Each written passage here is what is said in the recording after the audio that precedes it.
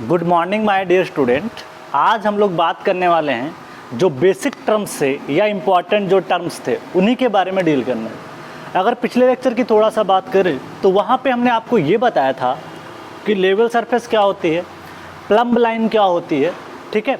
आपका कौन सा सर्वे आप कंसीडर कर रहे थे उसमें कि आपको प्लम्ब लाइन कैसे परपेंडिकुलर आती है, ठीक है, आपने देखा था। आज जो हम डील करने वाले हैं वहाँ पे इसके पिछले लेक्चर में कुछ और बातें की थे, जैसे मेरिडियन क्या होता है, latitude, longitude, what is this. तो इनके सब के बारे में मैंने बेसिक क्लियर किया था। हालांकि इनके बारे में आपका जैसे कंपास सर्विंग जब पढ़ेंगे ना तो वहाँ पे दोबारा आपका मेरिडियन वगैरह आएगा, ट्रू मेरिडियन क्या होता है, मैग्नेटिक क्या होता है, सब कुछ आएगा। लेकिन अभी के लिए इतना जानना ज़रूरी नहीं है जितना कि हमें और बेसिक टर्म जानना ज़रूरी है। तो अभी जो हम बात करेंगे, मैंने कल आपको लास्ट में एक हेडिंग डलवाई थी स्पेरिकल ट्रायंगल। आज उसी के बारे में हम लोग यहाँ पे डील करने वाले हैं कि what is the spherical triangle. क्योंकि एसएससी जेईई में अगर आप पेपर उठा के देखोगे तो कम से कम आपको यहाँ पे 2 से 3 क्वेश्चन प्रीवियस ईयर में पूछे गए। तो ऐसे टॉपिक को हम स्किप नहीं कर सकते, इनके बारे में पढ़ना बहुत ज़रूरी है, ठीक है। बहुत ही आसान है, ऐसा कुछ नहीं कि आप पढ़ समझ नहीं पाओगे, ठीक है, समझ जाओगे बहुत ही आसान तरीके से, कोई टफ काम नहीं है। उसी के बारे में हम लोग यहाँ पे बात करते हैं, ठीक है। तो आइए हम लोग स्टार्ट करते हैं what is the spherical triangle. जैसे आपने नाम सुना था, बहुत सारे नाम आपने सुने भी थे। जैसे अगर बात करें, जैसे आपने नाम सुना था प्लेन ट्रायंगल, तो आपने सुना ही था। जो प्लेन ट्रायंगल आपका होता है वो सिंपली होता है जिसका समेशन आपने 180 पढ़ रखा है। भाई अगर मैं बात करूँ प्लेन ट्रायंगल की, अगर बात करूँ तो प्लेन ट्रायंगल आपका एक छोटा सा ट्रायंगल मैं बना के दिखा रहा हूँ। This is plane triangle, this is called plane triangle. Suppose that this angle is, मान लेते हैं this is X, this is Y, this is A, this is B, this is C, this is Z angle है। इसके सामने की side small है, इसके इधर की, हालांकि मैंने ए इसको माना है लेकिन समझाने के लिए बस कर रहा हूँ यहाँ पे। That is A, this is B, this is C, ठीक है। ये साइड्स हैं उनके सामने की, क्लियर। तो एक प्लेन ट्रायंगल होता है, वैसे ही कुछ स्पेरिकल ट्रायंगल होता है। अब इसकी पहले डिफिनीशन समझोगे, यहाँ से क्वेश्चन निकल के आते हैं इनकी प्रॉपर्टीज से हैं। देखो स्पेरिकल ट्रायंगल वो ट्रायंगल होता है, spherical triangle is that triangle, वो ट्रायंगल होता है विच इज़ फॉर्म्ड, जो बनता है ऑन द सरफेस, ध्यान दीजिएगा, on the surface of a sphere या स्पेरिकल सरफेस जो आपकी अर्थ है, by intersection of 3 arches of different great circle. यहाँ पे अंडरलाइन करो, ये जो आपका ट्रायंगल बनेगा स्पेरिकल ट्रायंगल, सपोज दैट कि आपकी ये अर्थ है, ये क्या है, अर्थ है, ये आपकी एक अर्थ है, ठीक है। इसको अर्थ आपने एज्यूम कर लिया और इसके सरफेस पे बाहर जो सरफेस बात कर रहे हैं, तो सपोज दैट ये इसका नॉर्थ पोल है, नीचे साउथ पोल है। इससे एक आपने ग्रेट सर्कल बना दिया, एक ऐसे ग्रेट सर्कल आपने बना दिया, फिर या आप ऐसे बना सकते हो या एक ऐसे भी बना सकते हो, ठीक है, ऐसे भी मान सकते हैं। तो this is called great circle, ठीक है। तो आपका ये एक स्फीयर था जो कि आपका अर्थ का सरफेस था। इस अर्थ के सरफेस पे अगर आप देखोगे तो अर्थ के सरफेस पे सबसे पहले हमने यहाँ पे एक ग्रेट सर्कल रख दिया। अब ग्रेट सर्कल क्या होता है, ऐसा सर्कल जो अर्थ के सेंटर से पास करे, ठीक है, वो बड़ा सा बड़ा सर्कल।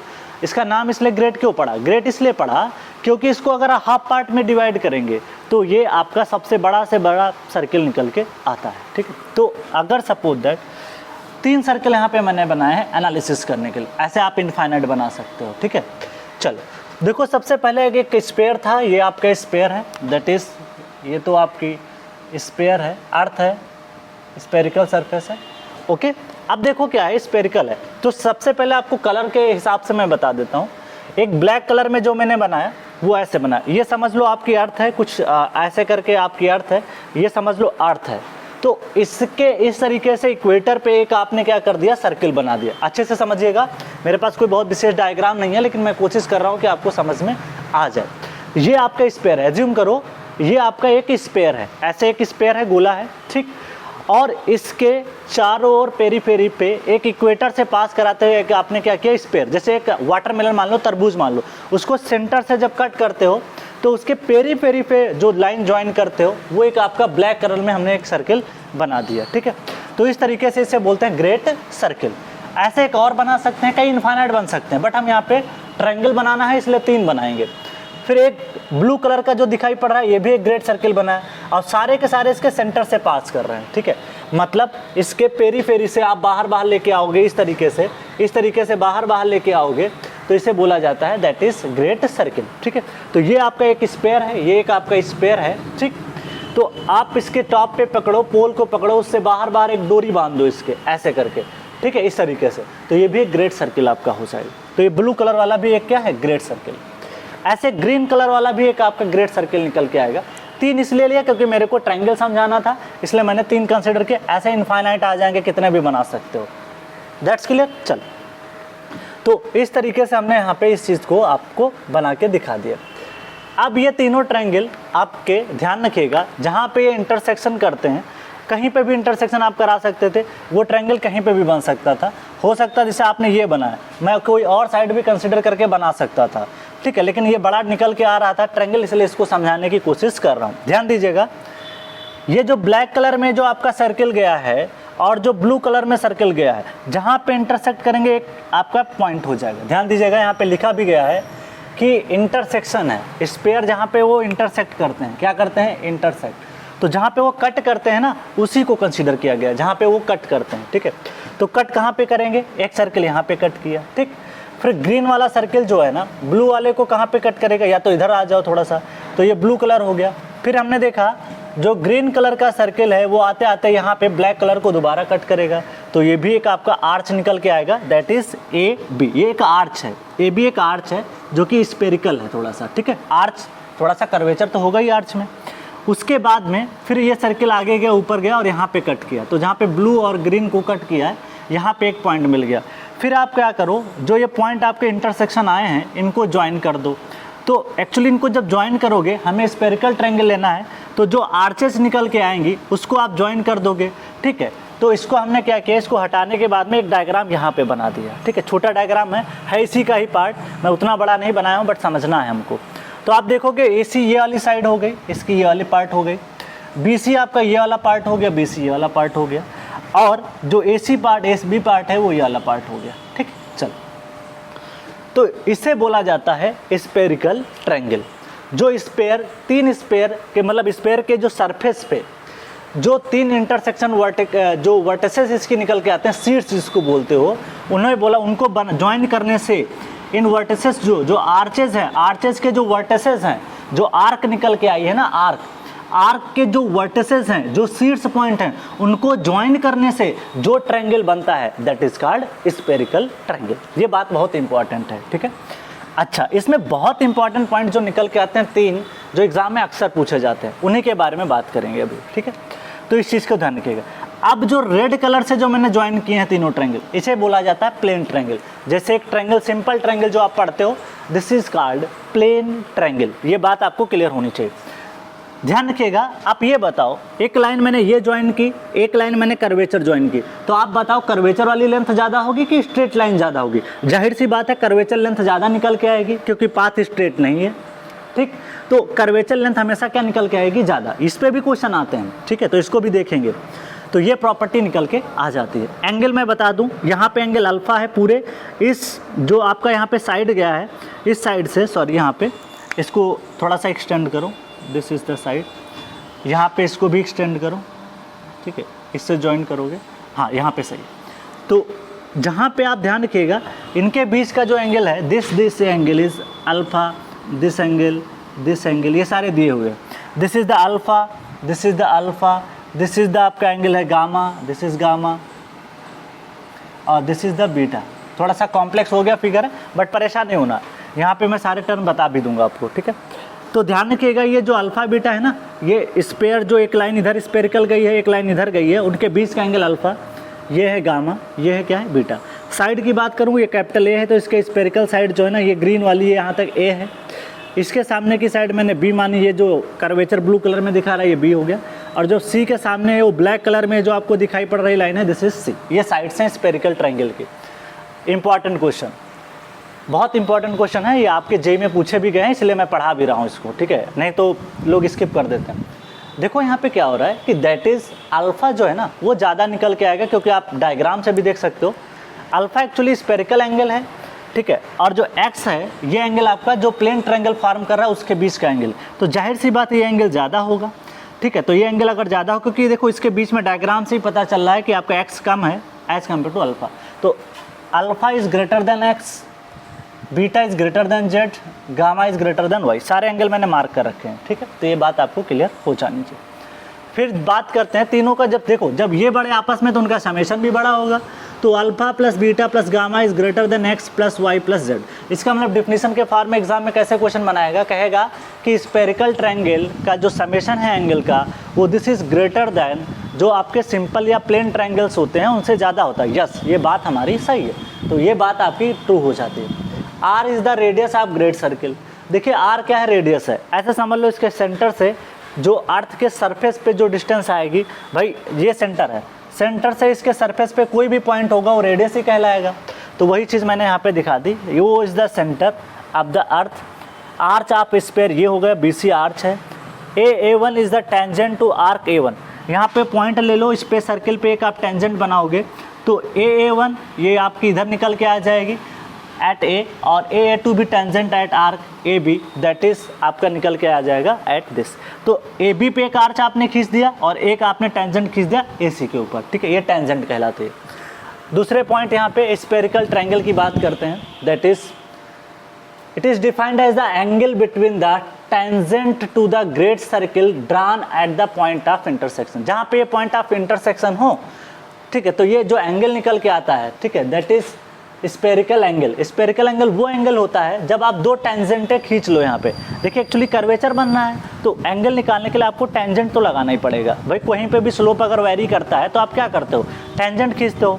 जैसे याद करो जब हम आपको पढ़ाए थे, क्या कहते हैं, सॉइल में पढ़ाया था प्लेट लोड टेस्ट, तो वहाँ पे प्रोग्रेसिव फेल्योर था ना, तो वहाँ पे भी टेंजेंट खींचा था एंगल निकालने के लिए, या तो लॉग स्केल ले लिया था। यहाँ पे लॉग नहीं लेना है, यहाँ पे टेंजेंट लगाना है। तो ये जो एंगल निकल के आएगा दैट इज कॉल्ड, जो भी आपका अल्फा निकल के आएगा, ठीक है, दिस इज अल्फा।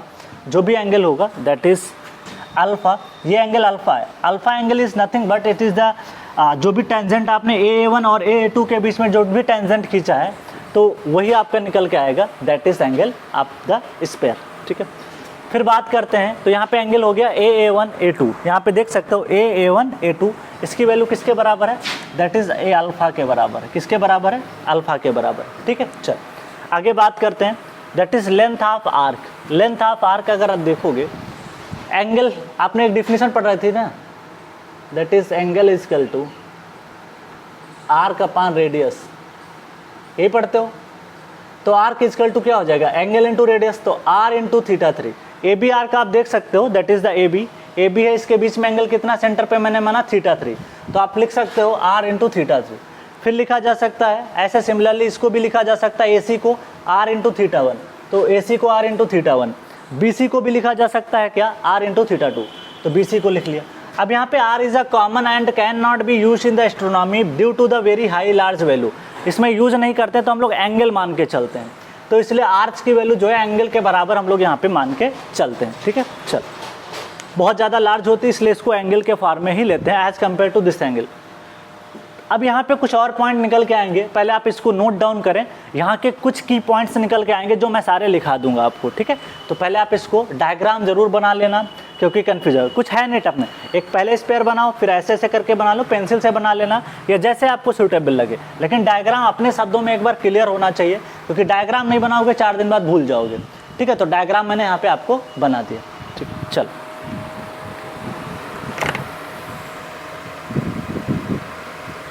तो आप इसको अच्छे से नोट डाउन करें, फिर हम आगे बढ़ते हैं।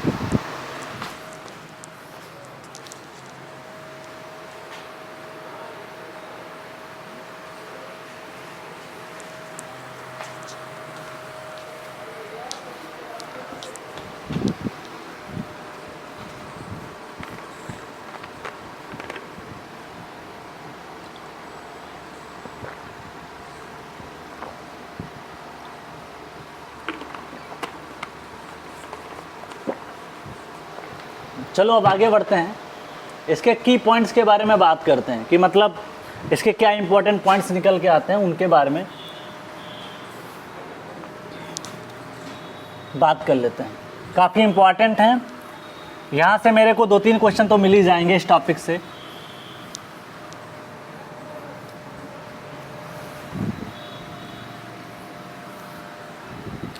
देखिए इसके पॉइंट्स बहुत ही सिंपल हैं और याद करना भी हमारे लिए आसान होगा, कोई टफ काम नहीं है। मैं इसको रफ कर देता हूँ,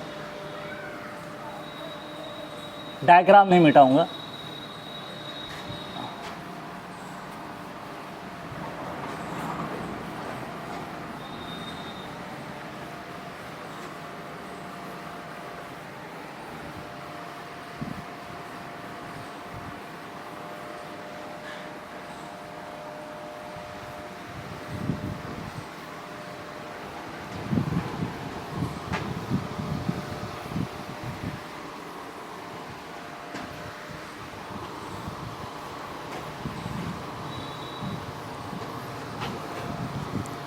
अब आगे बात करते हैं इसके की पॉइंट्स के बारे में, जो कि एग्ज़ाम में अक्सर इम्पॉर्टेंट हैं और पूछ लिए जाते हैं। चलो इसके कुछ इम्पॉर्टेंट पॉइंट्स निकल के आते हैं, उनके बारे में हम लोग यहाँ पे बात करते हैं। ठीक है, चलो length of spherical arc side, अगला पॉइंट है length, that is length of spherical arc. जो भी अभी हमने यहाँ पे डायग्राम में आपको दिखाया उसी के बारे में ही बात कर रहे हैं। तो length of spherical, length of a spherical arc, that is arc,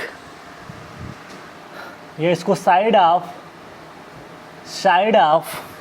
spherical triangle, arc को या तो आप बोल सकते हो स्पेरिकल की जो साइड है स्पेरिकल ट्रायंगल की, that is spherical triangle is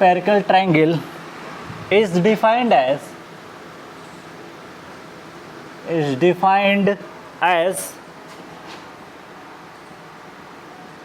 angle subtended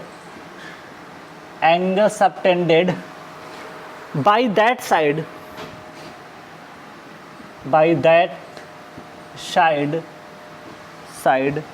या arc at the center,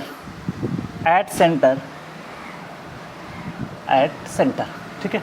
तो इसका मतलब क्या निकल के आया, a length of spherical arc, जो भी अभी लिखाया, length of a spherical arc is side by spherical triangle is defined as angle subtended by that side.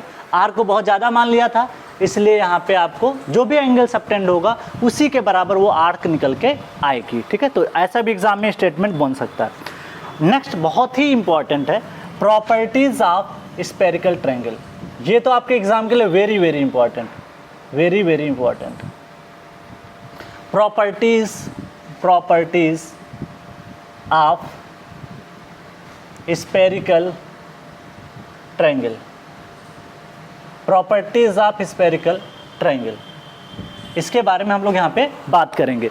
ठीक है, तो सबसे पहले यहाँ पे जो पॉइंट निकल के आता है, sum of any two sides, sum of any two sides, यहाँ पे sum of any two side, कोई भी दो साइड्स ले लो, चाहे आप इस साइड की बात कर लो, AC की बात कर लो, चाहे आप BC की बात कर लो, चाहे AB की बात कर लो, दो कोई साइड ले लो, तो sum of any two sides is always greater than third side. ठीक है, that is two side is greater then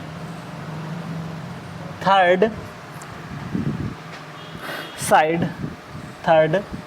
side. ठीक है, और यहाँ पे ध्यान रखने वाली बात है, इसको मैं दूसरे फार्म में लिख दूँ, मैथमेटिकल फार्म में, अभी आपको समझ में आ जाएगा। ऐसे समझो, हाँ, दो साइड्स कोई भी ले सकते हो, AC और BC की बात कर रहे हैं, समेशन करके दिखा रहा हूँ, या ऐसा लिख सकते हो A प्लस B, दो साइड्स का समेशन है, वो तीसरी से ज़्यादा होगा। और क्या लिखा जा सकता है, B प्लस C जो है ना वो A से ज़्यादा हो सकता है, और जो C प्लस A होगा वो B से ज़्यादा हो सकता है। ऐसा आपका नॉर्मल ट्रायंगल में भी वैलिड हो जाएगा। स्पेरिकल ट्रायंगल, ठीक है, तो ये प्रॉपर्टी बहुत इंपॉर्टेंट है। आपके नॉर्मल ट्रायंगल जो भी होता है ना, प्लेन ट्रायंगल, उसमें भी ये प्रॉपर्टी लग जाती है कि जो भी आपके दो साइड्स का समेशन है वो तीसरी साइड से ज़्यादा होता है। ठीक है, नेक्स्ट बात करते हैं, दैट इज़ यहाँ पे जो भी एंगल आपका छोटा होगा उसकी साइड उसी के सामने वाली, मान ले सपोज दैट ये अल्फा है, अगर अल्फा छोटा है तो उसके सामने की साइड भी क्या होगी, छोटी होगी। तो यहाँ पे उस पॉइंट को भी मेंशन कर देता हूँ, smaller angle is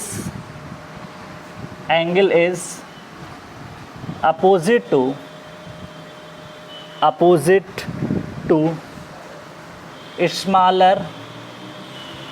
smaller side. ठीक है, चलो, तो ये बात आपकी हो गई। तो smaller angle is opposite to smaller side.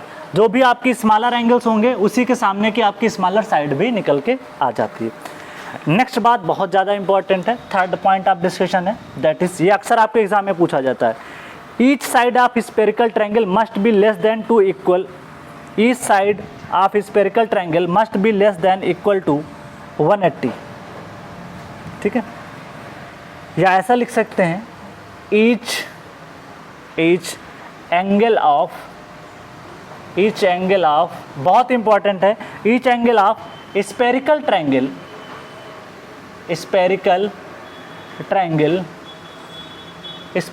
Triangle must be less than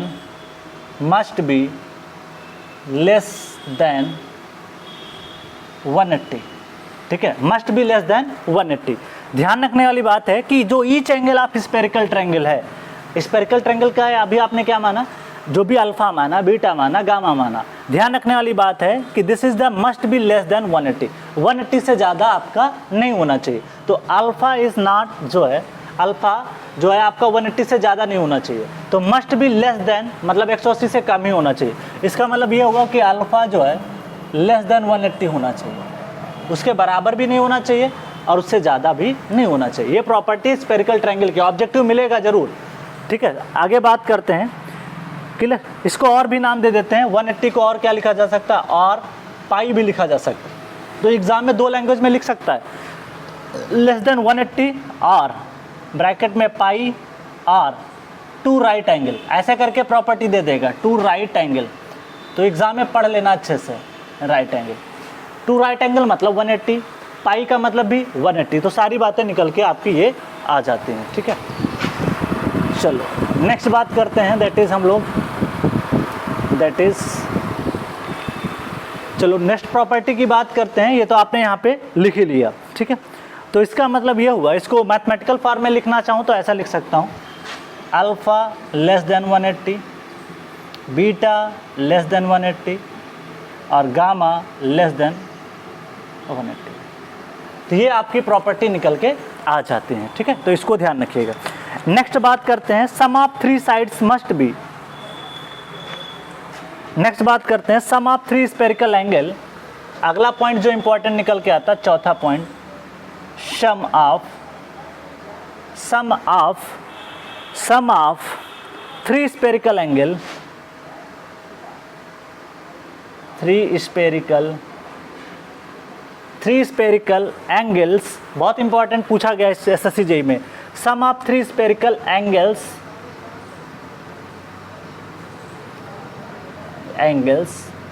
must be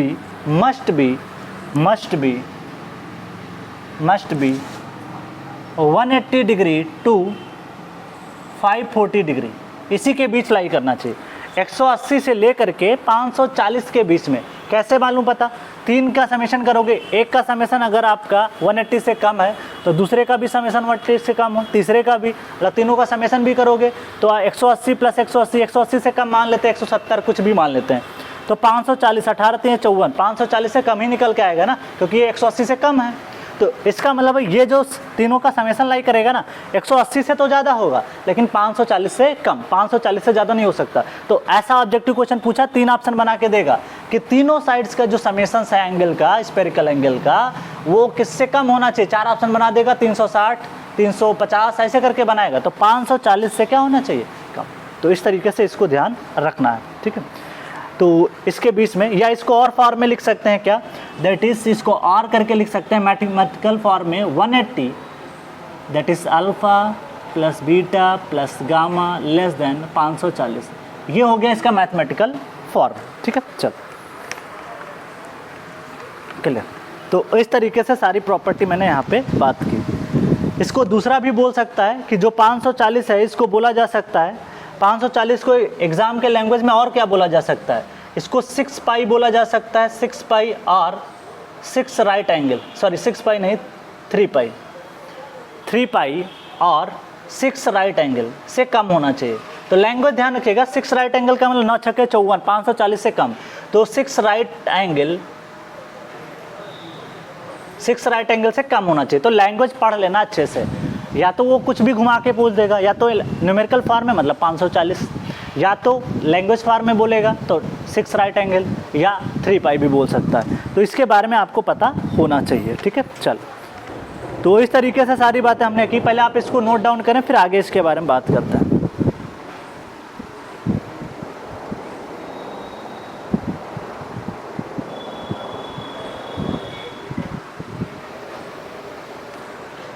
चलो, आप इसको अच्छे से नोट डाउन कर लें, फिर हम आगे बात करते हैं। जो अक्सर एग्जाम में से क्वेश्चन पूछ लिए जाते हैं उसके बारे में बात करते हैं।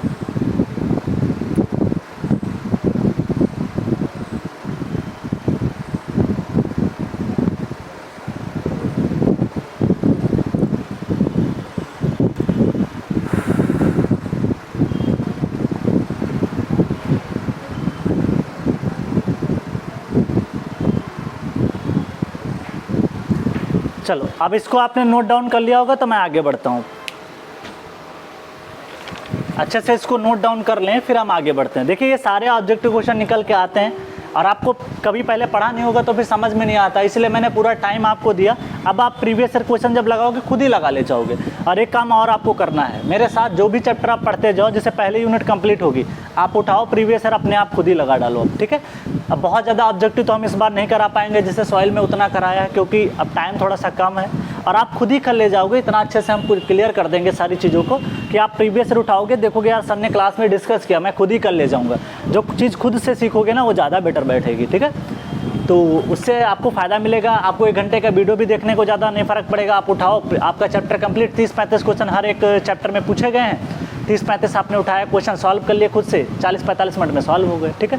तो ये फ़ायदा आपको मिलेगा इससे, ठीक है।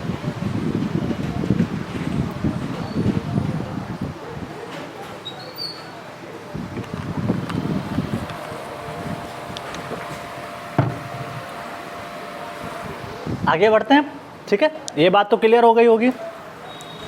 अब इसको रफ कर रहा हूँ, अभी रहन दो, कोई ज़रूरत पड़ सकती है, रहन दो। अब डायग्राम तो हम आपके पास होगा ही, अभी रहन देते हैं, अभी ज़रूरत पड़ सकती है।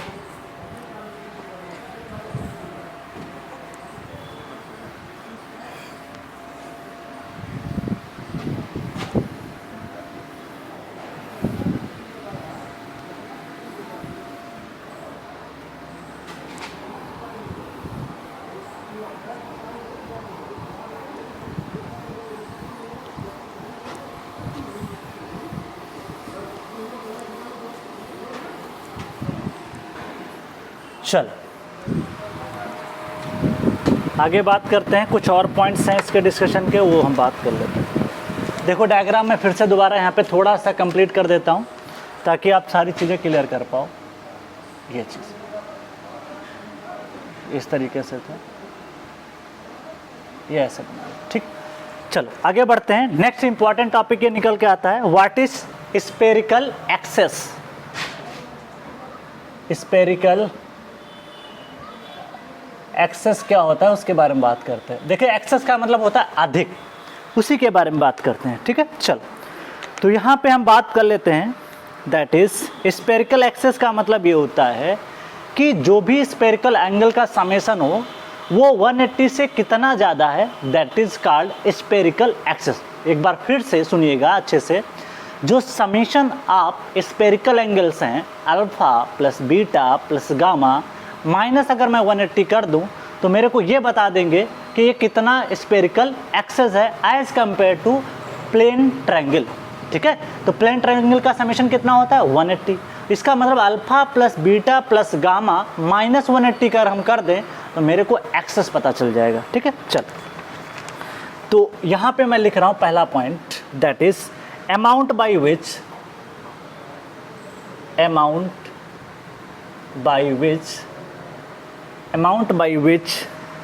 sum of the angles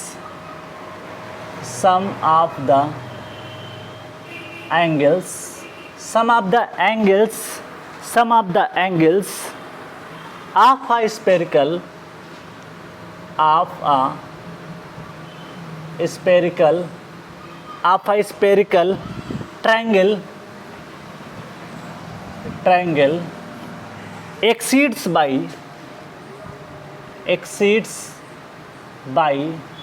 180 degree, bracket में लिख सकते हो सम ऑफ प्लेन ट्रायंगल्स, जो भी 180 होता है ना, सम ऑफ प्लेन ट्रायंगल। देखो आप जोड़ते नहीं ट्रायंगल से, सपोज दैट ये है, इसका कोई एंगल है, मान लिया आपने कुछ भी मान लेते हो, एंगल ए बी सी, तो angle A plus angle B plus angle C कितना मानते थे, 180 मानते थे ना प्लेन ट्रायंगल में, ठीक है। तो इस तरीके से ए बी सी ये एंगल हो जाते थे, क्लियर है कि नहीं। तो यहाँ पे exceed by 180 sum of plane triangle, ये बात निकल के आ जाती है इससे, ठीक है। चल, इज कॉल्ड एज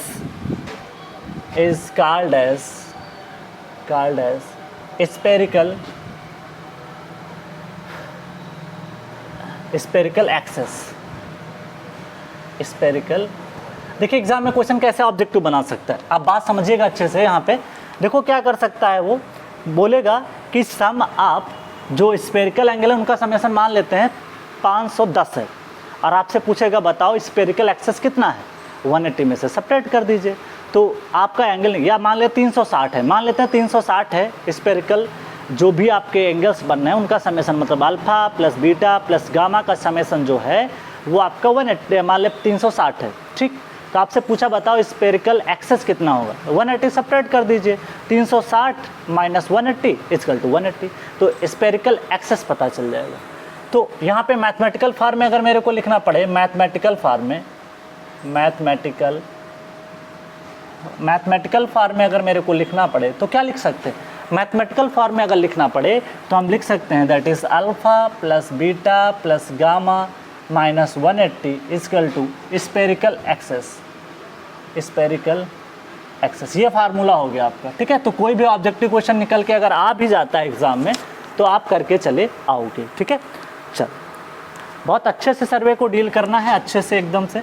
अब आपको सब्जेक्ट तो पढ़ना नहीं है, यही सब्जेक्ट आखिरी है आपका, ठीक है। तो इसको अच्छे से पढ़ लेना है, और एग्ज़ाम में स्कोरिंग भी है, हर कोई परीक्षा में आपको पूछा जाता है, तो उसके बारे में अच्छे से डील करना ज़रूरी है, ठीक है। चल, तो यहाँ पे नेक्स्ट पॉइंट ऑफ डिस्कशन जो निकल के आता है that is next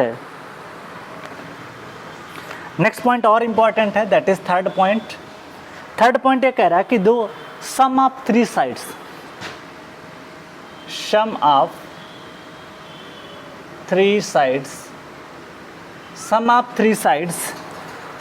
is always less than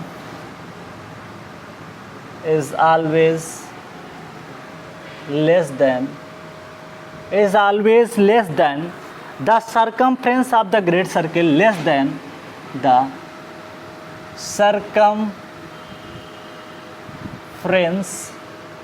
circumference of the great circle, ठीक है। तो sum of three sides is always less than the circumference of the great circle, clear है कि नहीं क्लियर। इसका मतलब ये हुआ कि जो तीनों साइड्स का समेशन है, अब वो तीनों साइड्स कौन कौन सी हो सकती थी, मैंने यहाँ पे ए सी हो जाएगा बी, मतलब ये जो आज की आर्क बन रही है ना, थोड़ा सा डायग्राम अच्छे से इसको ज्वाइन किया मैंने, दिस इज़ द ए, ठीक है, this is the C, this is the B, ठीक है। तो ये इनका समेशन जैसे A C plus that is A C plus B C plus A B, ये जो समेशन है ना, sum of three sides is always less than the circumference of the great circle. या मैथमेटिकल फॉर्म में लिखूँ अगर, तो इनकी साइड्स को आपने इसको बी माना था, this is the A, this is the C, तो इसका मतलब ये हुआ that is A plus B plus C, ठीक है, is always less than circumference of the great circle.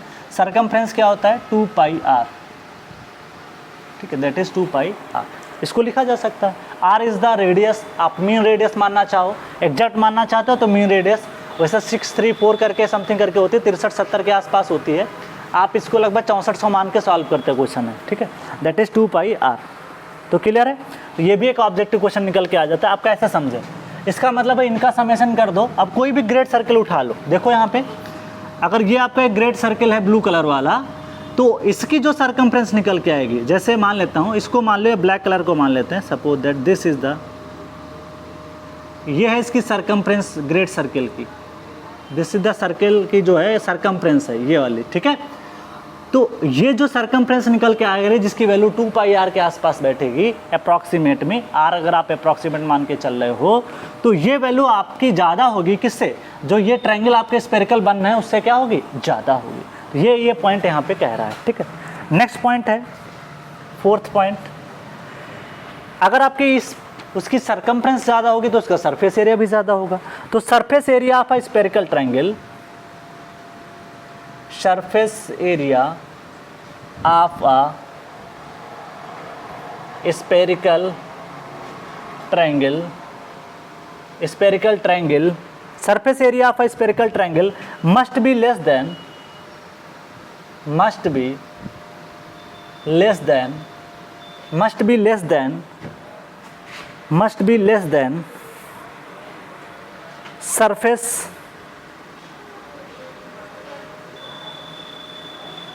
Surface bracket में लिख सकते हो spherical triangle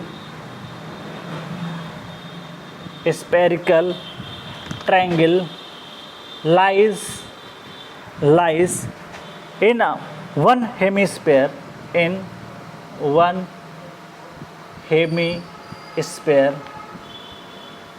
that is 2 pi R square, ठीक है।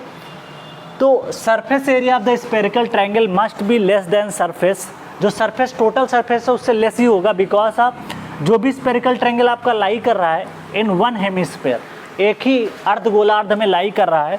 जैसे सपोज दैट कि अगर मैं बात करूं इसकी, तो ये पूरे में थोड़ी लाई कर रहा है, किसी एक में लाई कर रहा है, अर्धगोलार्ध में लाई कर रहा है, देखो यहाँ पे छूटा है, ऊपर छूटा हुआ है, तो ये पूरे आपके सरफेस एरिया के बराबर नहीं होगा। तो surface area of the spherical triangle must be less then जो भी स्फेरिकल ट्रायंगल आपका बन के निकल के आएगा, ठीक है। चलो नेक्स्ट बात करते हैं, greater angle opposite to greater sides. ये पहले भी लिखा चुका हूँ, जो स्मॉलर साइड्स होते हैं उधर मानते हैं, greater sides and greater angles opposite to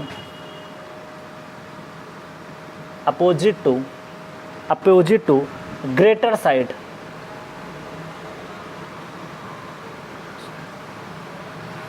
ठीक है। तो यहाँ पे ध्यान रखिएगा, एक तो ये पॉइंट हो गया surface area of spherical triangle, तो ये सरफेस एरिया हो जाएगा, this is the surface area, ठीक है। Surface area of a spherical triangle must be less than surface of the sphere, जो भी होगा सरफेस जो भी आपका स्फीयर का होगा उससे कभी निकल के आएगा, क्योंकि ये केवल हाफ हेमिस्फीयर को कवर कर रहा है, बाकी आपका जो पूरा स्फीयर बन के आएगा, जो ग्रेट सर्किल का बनेगा, उसका पेरीमीटर आपका सरफेस एरिया स्फीयर का कितना होता है, 4 पाई आर स्क्वायर, तो 4 पाई आर स्क्वायर ज़्यादा होगा।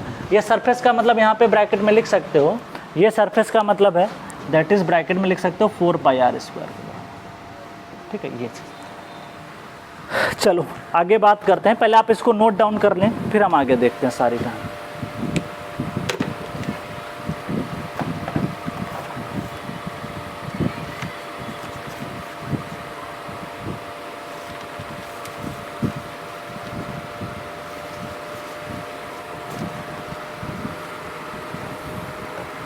तो सारे की पॉइंट तो मैंने लिखा दिए, स्फेरिकल एक्सेस क्या होता है सारी बातें हमने यहाँ पे कर ली, ठीक है।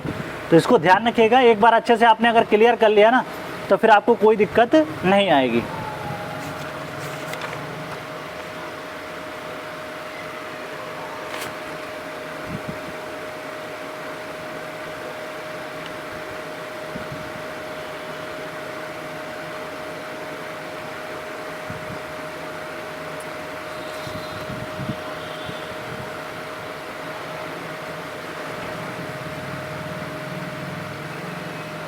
इसको आप अच्छे से नोट डाउन कर लें, फिर हम आगे बात करते हैं।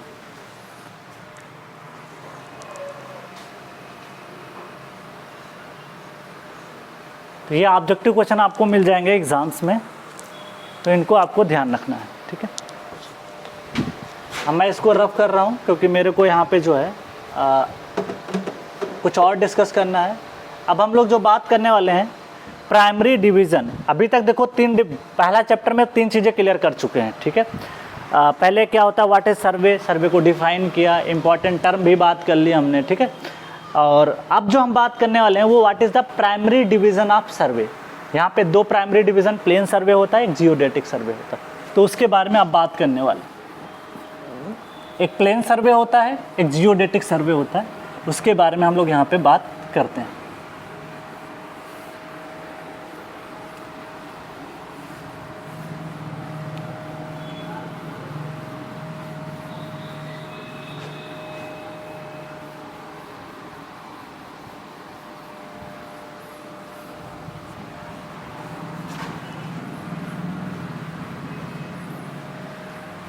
तो ये आपके ऑब्जेक्टिव, 3 क्वेश्चन आपके ऑब्जेक्टिव हो जाएंगे, कहीं पे भी पूछे गए होंगे तो आपको क्लियर हो जाएंगे।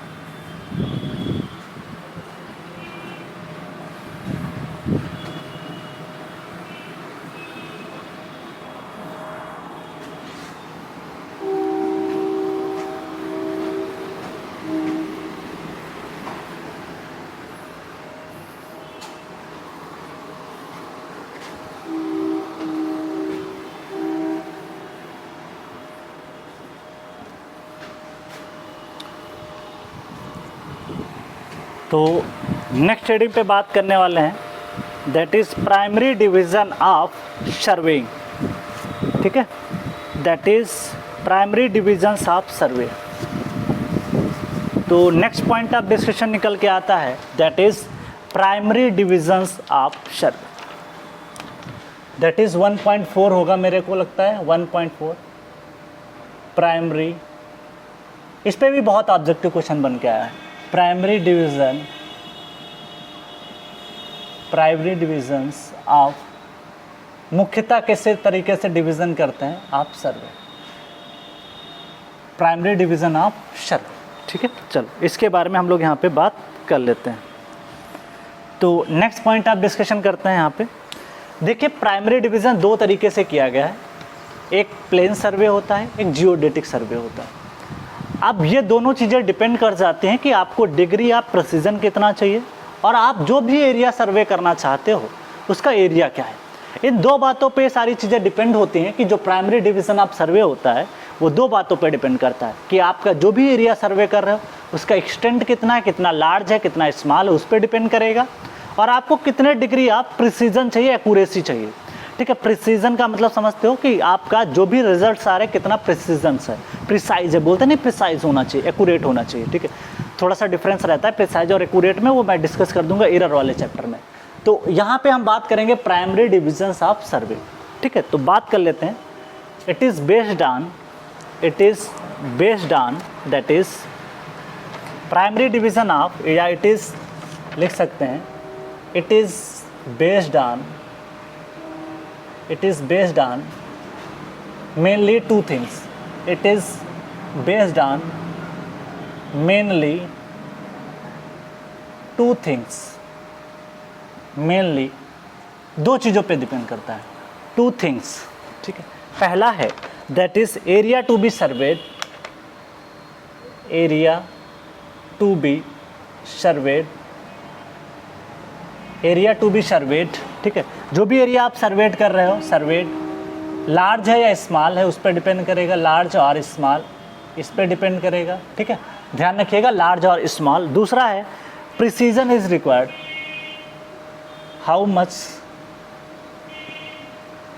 How degree of precision is required, how degree of precision is required, how degree of precision is required, ये इंपॉर्टेंट निकल के आ जाता है, ठीक है। चल तो इस पे बात हम लोग कर देते हैं। चलो तो इसके बिहाफ पे जो आपने क्लासीफाई किया वो 2 तरीके से कर सकते हैं, ठीक है। तो इसके बिहाफ पे on the basis of 2 things, ये मैं लिख रहा हूँ, on the basis of 2 things, on the basis of 2 things, that is area and degree of precision, and degree of precisions, on the basis of on the basis of two things, that is area and degree of precisions, it is classified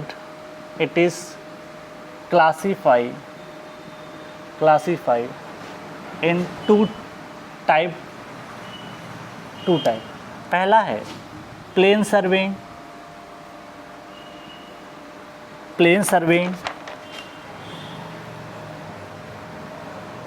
और दूसरा निकल के आता है that is geodetic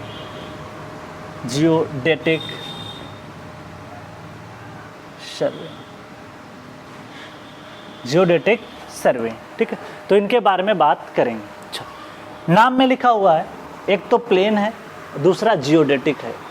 plane का मतलब है कि अर्थ के कर्वेचर को अगर हम कंसीडर नहीं करते हैं, ठीक है, आपका एरिया बहुत स्मॉल है, एक अभी वैल्यूज़ भी लिखवा दूंगा कि कितने एरिया से लेस वैल्यू को आपको प्लेन कंसीडर करना है, किससे ज़्यादा आपको जियोडेटिक कंसीडर करना है।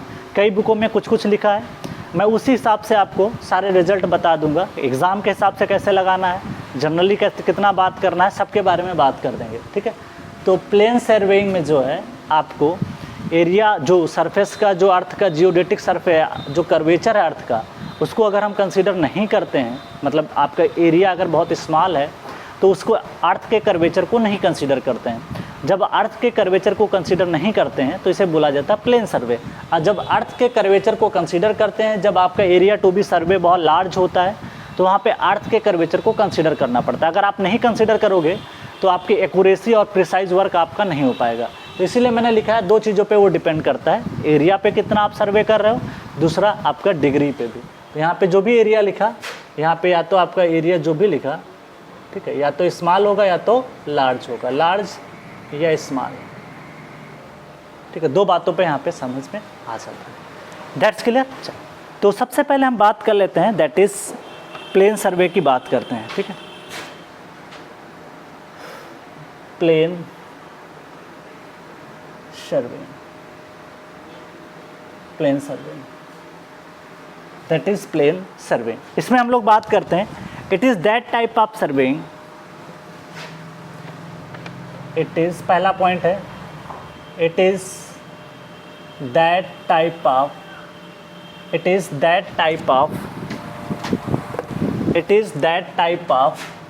surveying,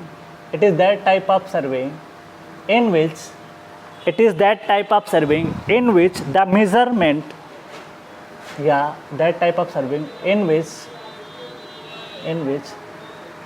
which mean surface of the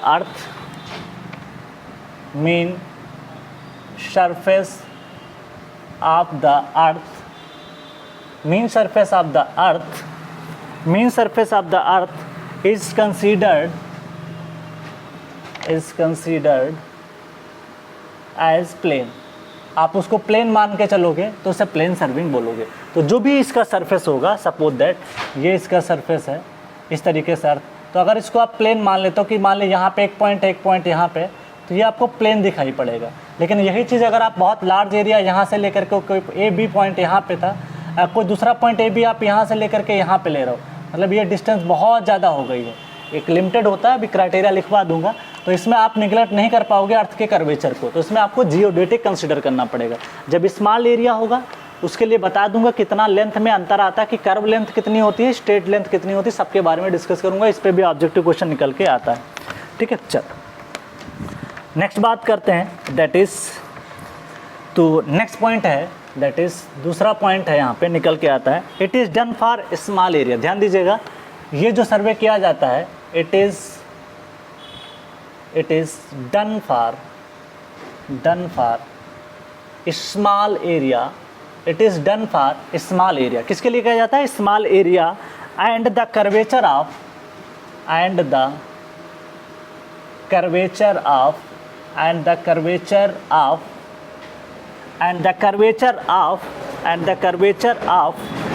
earth is neglected, that is curvature of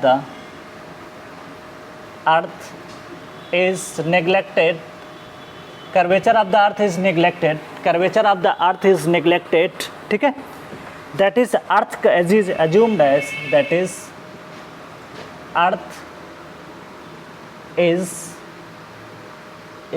assumed, earth is assumed to be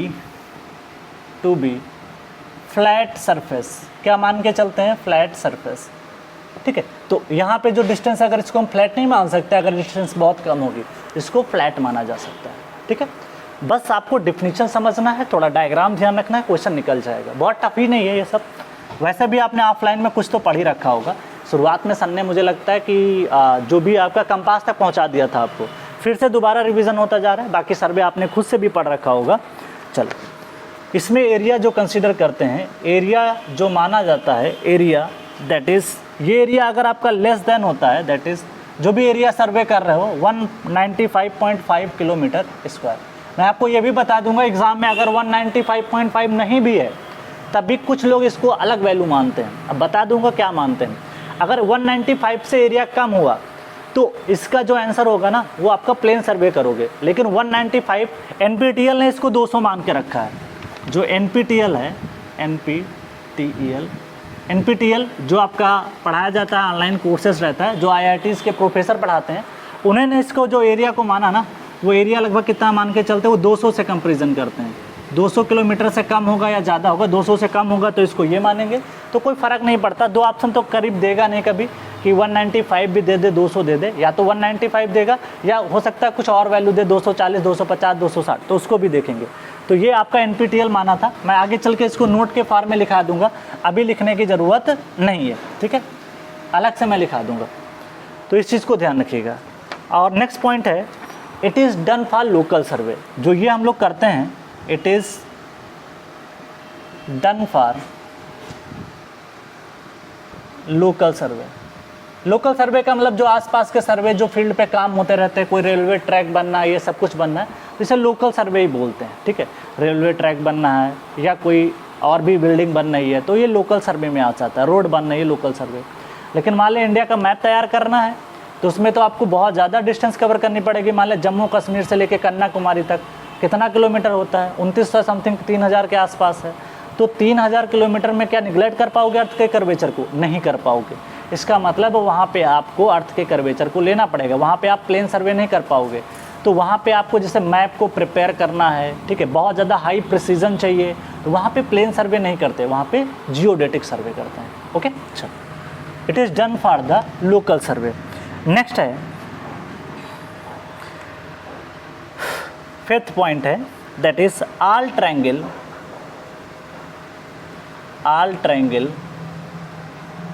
formed by survey line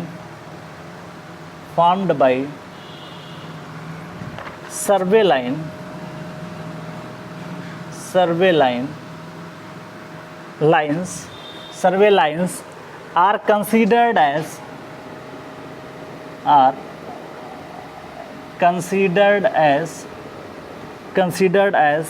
plane triangle।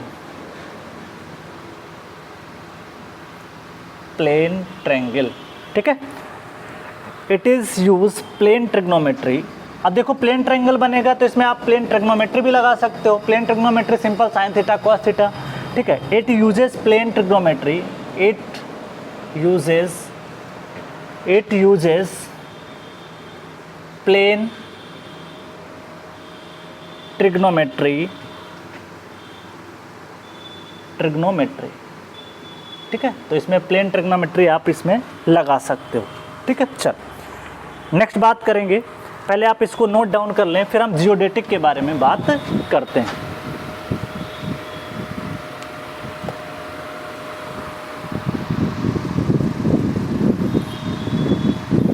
तो इसको आप नोट डाउन कर लें, फिर आगे बढ़ते हैं। ठीक है, तो ये सारे पॉइंट आपके इंपॉर्टेंट हैं, इसको ध्यान रखिएगा। ठीक है, पूछ सकता है, डिफरेंस भी पूछ सकता है मेंस में। अगर पूछता है तो ये कहता है बताओ जियोडेटिक और प्लेन सर्वे में क्या डिफरेंस होता है, वो आपको पता होना चाहिए। अब मैं रफ कर रहा हूँ, नेक्स्ट थिंग बात करूँगा जियोडेटिक सर्वे के बारे में।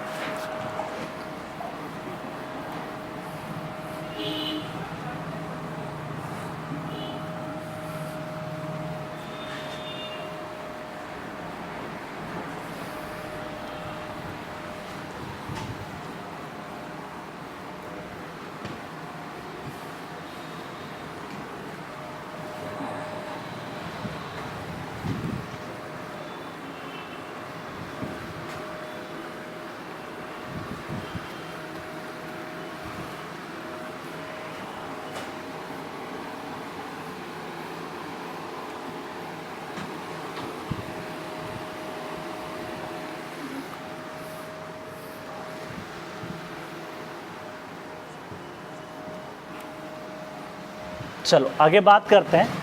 नेक्स्ट पॉइंट ऑफ डिस्कशन है अपना, दैट इज जियोडेटिक सर्वे। ठीक है, तो नेक्स्ट पॉइंट ऑफ डिस्कशन निकल के आता है, that is geodetic survey. Second one is geodetic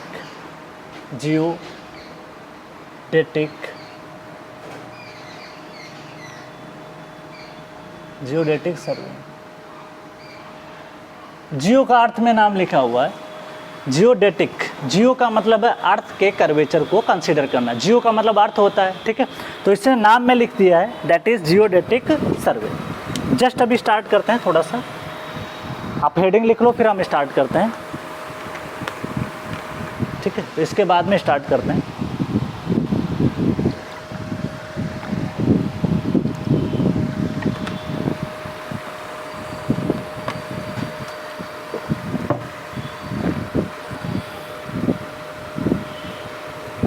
चलो आगे बात कर लेते हैं, दैट इज जियोडेटिक सर्वे। ठीक है, चलो आगे बढ़ते हैं। That is it is done for the larger area. पहला point, it is done for the larger, it is done for the larger areas, that is larger areas, it is done for the larger areas. ठीक है, it is done for the larger areas. ये किसके लिए किया जाता है? Larger area के लिए हम लोग यहाँ पे यूज़ करते हैं, और जो प्लेन सर्वे था वो स्मॉलर एरिया के लिए किया जाता है। ठीक है, larger area in which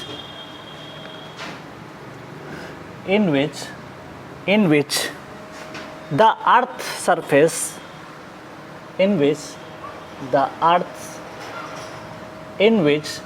earth is considered to be, earth is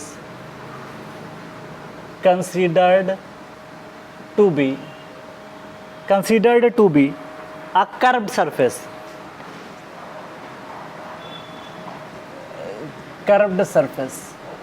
क्या मान के चलते हैं? Curved surface. ठीक है, या curvature of the earth consider कर लेते हैं, दोनों बातें को मतलब सेम है। ठीक है, चल, या आर करके लिख सकते हो, or curvature of the earth is consider, or curvature of the earth surface वहाँ पे नेगलेक्ट किए थे, यहाँ पे नहीं कर पाओगे। अर्थ सरफेस इज कंसीडर्ड, तो दोनों बातों का मतलब आपको क्लियर होना चाहिए। नेक्स्ट पॉइंट ऑफ डिस्कशन ये है, that is it is that type of serving in which the shape of the earth is taken. तो ये पहले ही लिख लिया मैंने, अर्थ के शेप को आपको कंसीडर करना पड़ेगा, या दूसरे फॉर्म में और लिख सकते हैं, it is that type of serving, it is that type of surveying, it is that type of surveying, it is that type of surveying, ठीक है, it is that type of surveying in which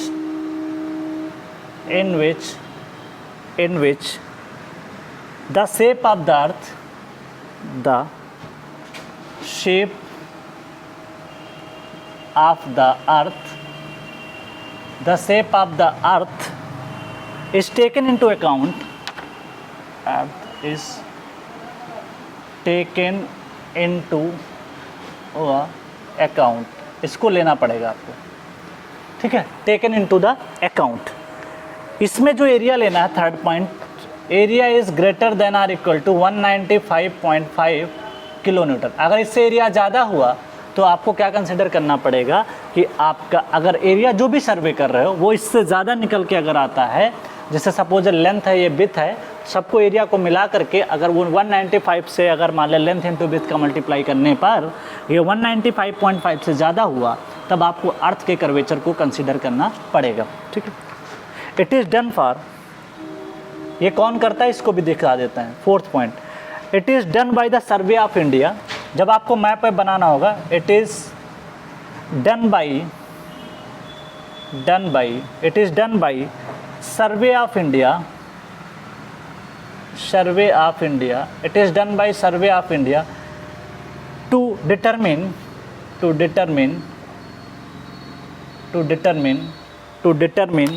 या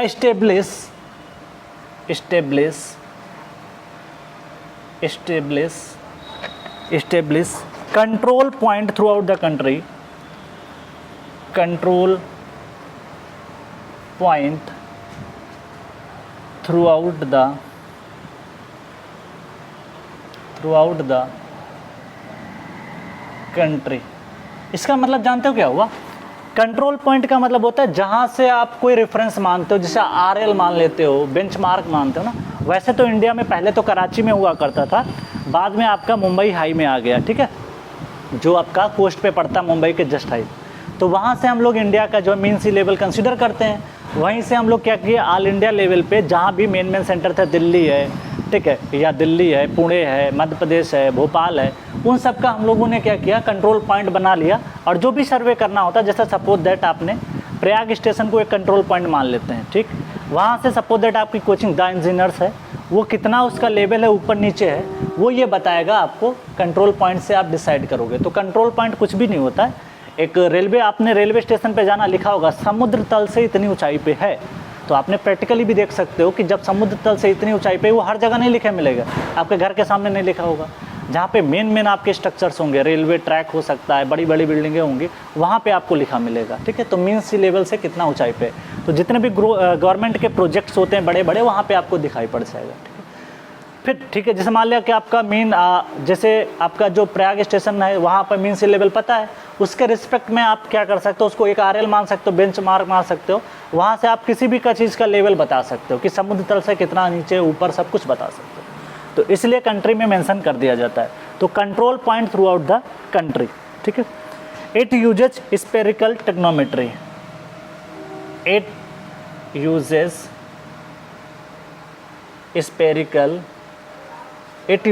spherical trigonometry. Spherical trigonometry, ठीक है। चल, it use for high degree of precision. It uses for high degree of precision, high degree of precision, bracket में for larger area,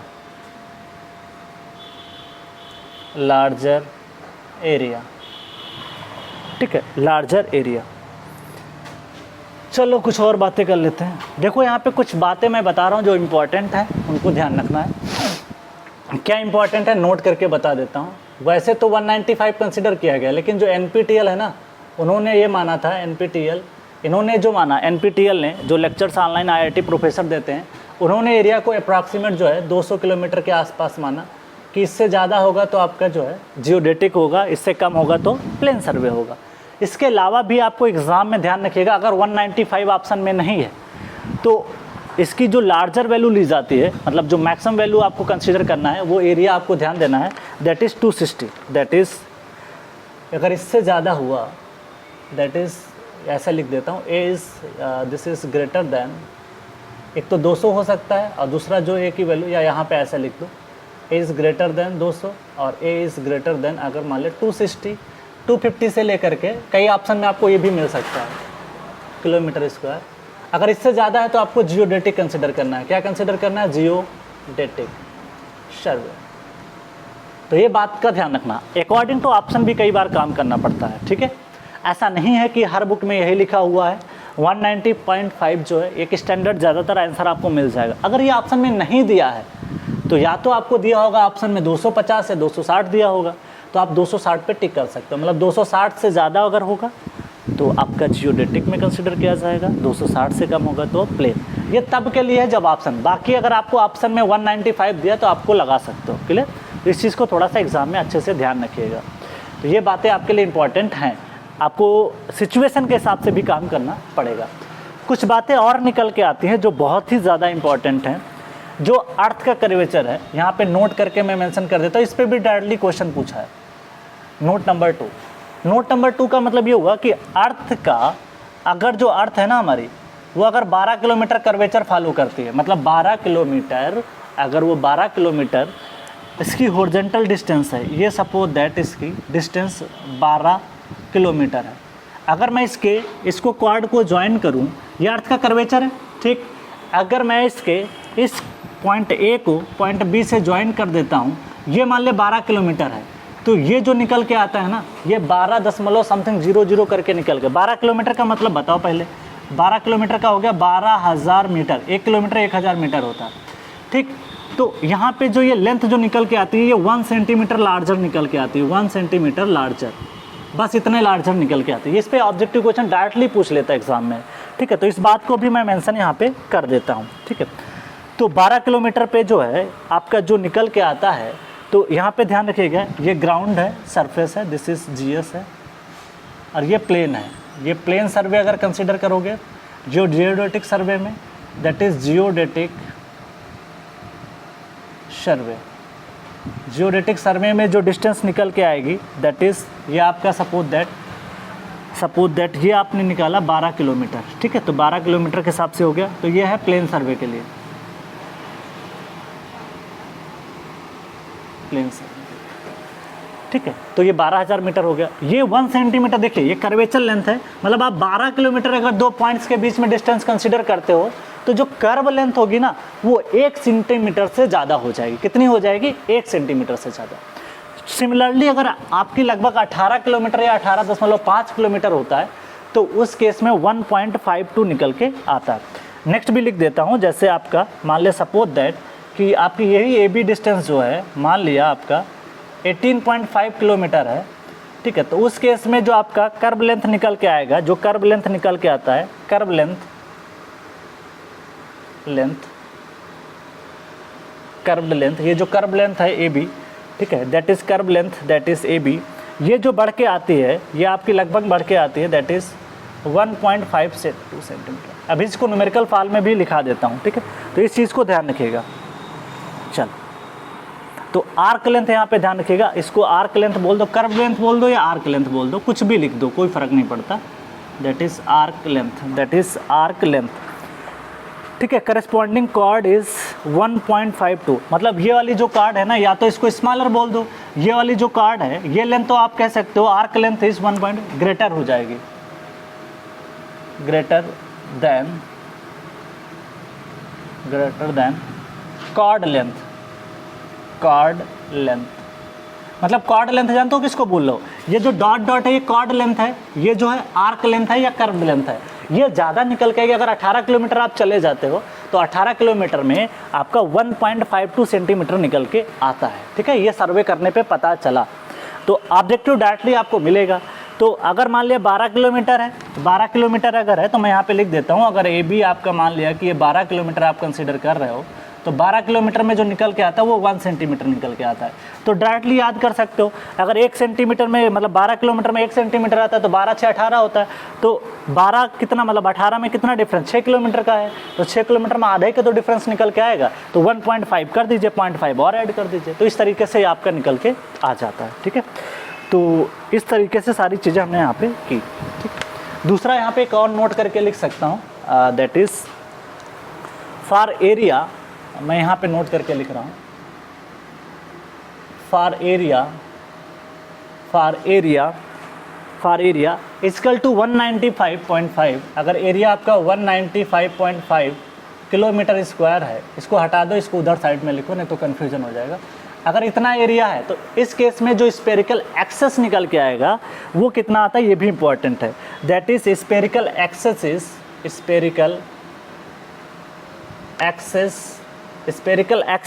is 1 second. इसको 1 बहुत important है, ये भी पूछा जा सकता है, ब्रैकेट में लिख देता हूँ 1 सेकेंड। 1 सेकेंड बहुत कम होता है, निगलेक्ट कर देते हैं अपने जब हमको सर्वे करना हो। अब ये बताओ 1 डिग्री वैसे भी कम होता है और 1 सेकेंड तो और कम हो जाएगा, ठीक है। तो इसलिए इसको निगलेक्ट कर देते हैं। तो ध्यान रखिएगा, स्पेरिकल एक्सेस होता क्या है? स्पेरिकल एक्सेस ये था, alpha plus beta plus gamma minus 180 equal to spherical excess. Spherical excess यही फार्मूला था ना। तो मतलब इसका ये हुआ कि जो भी अर्थ का कर्वेचर बनेगा वहाँ पे अगर कोई ट्रायंगल आप बनाओगे, स्पेरिकल ट्रायंगल बनाओगे, तो जो alpha plus beta plus gamma का जो समेशन आएगा माइनस 180 करोगे, वो अप्रॉक्सीमेट निकल के आएगा 1 सेकेंड। तो बहुत ही कम होता है, उसको हम लोग निगलेक्ट कर देते हैं, ठीक है। जल्दी से इसको लिखो, फिर एक पॉइंट और मेंशन करता हूँ, आगे बढ़ता हूँ। ध्यान रखिएगा, कर्व लेंथ वैसे भी ज़्यादा होती है, कर्व लेंथ भाई ज़्यादा ही आगे स्ट्रेट लाइन से निकल के आएगी, तो इसलिए इसको फॉलो करते हैं। इसीलिए देखो ना, किसी भी नदी के ऊपर जो ब्रिज बनाया जाता है ना, वो स्ट्रेट बनाया जाता है, क्योंकि स्ट्रेट में उसकी डिस्टेंस कम होती है। कर्व थोड़ी बनाते हैं, कर्व बनाएंगे, इधर उधर जाएंगे, ब्रिज बनाएंगे तो बहुत ज़्यादा डिस्टेंस कवर करेगा, पैसा ज़्यादा लगेगा। इसलिए हम लोग ब्रिज को जब कभी दो पॉइंट्स के बीच, सपोज ये रिवर जा रही है ऐसे, तो एक दूसरे को 90 पे जोड़ने की कोशिश करते हैं, क्योंकि डिस्टेंस कम कवर करनी पड़ेगी। तो ये डिस्टेंस हमेशा कम होगी as compare to curve length.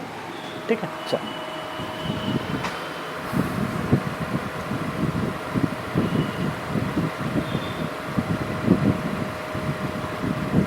जल्दी से इसको नोट डाउन करें, फिर आगे बढ़ते हैं।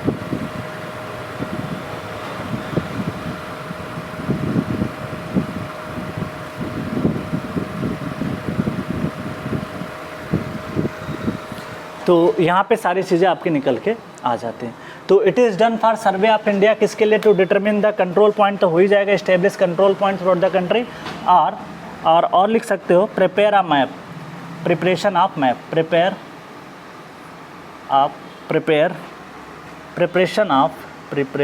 Of map. तो ये भी मैप का भी काम होता है, ये जियोडेटिक में कंसिडर किया जाता है। ठीक है, चलो यहीं पे मैं रफ करके कुछ एक दो पॉइंट इसी को फॉर्म में लिख देता हूँ। ये तो आपने लिख ही लिया होगा, ये बहुत इंपॉर्टेंट है, 1 सेकेंड। दूसरा ये 1 सेंटीमीटर डायरेक्टली क्वेश्चन मिलेगा, कुछ भी लिखना नहीं है, बस आपको याद रखना है कितना फ़र्क आता है बस, क्योंकि एग्जाम में इतना टाइम नहीं होता कि आप प्रूव करोगे, और ना ही प्रूव करने की कोई ज़रूरत है, ना बुकों में मेंशन भी है, डायरेक्टली इसका पॉइंट निकल के आता है, इसलिए मैंने आपको यहाँ पे मेंशन करा दिया। ठीक है, चल तो आपको तो प्रीवियस ईयर उठा के जब देखोगे ना, तो आपको क्वेश्चन डायरेक्टली मिल जाएगा। तो इसी फॉर्म को थोड़ा सा मैं थ्योरेटिकल फॉर्म में लिख देता हूँ, तो दैट इज़ इम्पॉर्टेंट, इसको मैं मेंशन कर देता हूँ। चलो तो ये पॉइंट निकल के आता है, नोट करके मेंशन कर लो मेरे साथ में ही, दैट इज नोट पॉइंट। ये नोट पॉइंट ये कह रहा है कि length of the arc, length of an arc, length of an arc, length of an arc 12 kilometre long, 12 kilometre long, वही पॉइंट मैं लिख रहा हूँ, 12 kilometre long, lying on the earth surface, lying on the earth surface, lying on the earth surface is only 1 centimeter greater than, ध्यान रखिएगा 12, अगर 12 याद कर लोगे तो 18 ऑटोमेटिक याद हो जाएगा। ठीक है, 12 kilometre that is greater than subtended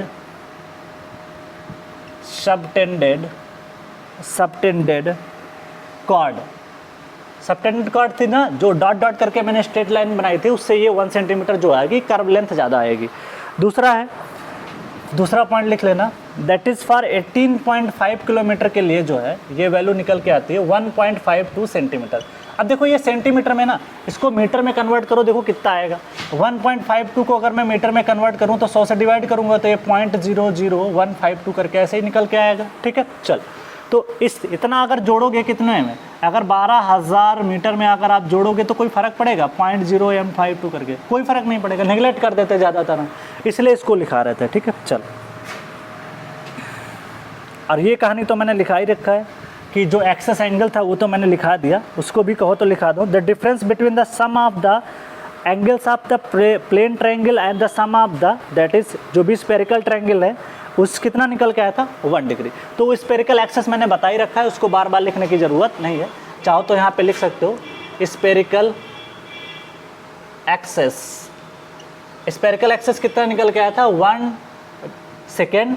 देखो 2 बार ये डैश लगाते हो सेकंड होता है, 1 बार डैश लगाते हो तो मिनट होता है, तो ब्रैकेट में लिख सकता हूँ 1 सेकेंड। तो इस तरीके से आज का टॉपिक हमारा यहाँ पे कंप्लीट हुआ। ठीक है, अब जब नेक्स्ट लेक्चर में बात करेंगे ना, वो बात करेंगे कि जो है सर्वे को कैसे क्लासीफाई किया गया है ऑन द बेसिस ऑफ उसके जो अदर तरीके से क्लासिफिकेशन होता है, लैंड सर्वे क्या होता है, एस्ट्रोनॉमी क्या होता है, वो सब के बारे में बात करेंगे। तो आज के लिए इतना ही रखते हैं। Thank you all of you and happy learning.